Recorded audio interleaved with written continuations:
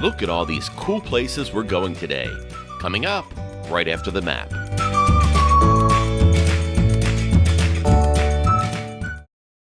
Hello, road trippers. This is Travel Towner, and today we are west of Orlando near Claremont, Florida, where we will be traveling the entire length of North Hancock Road. This road was just extended recently, so we'll see that portion too.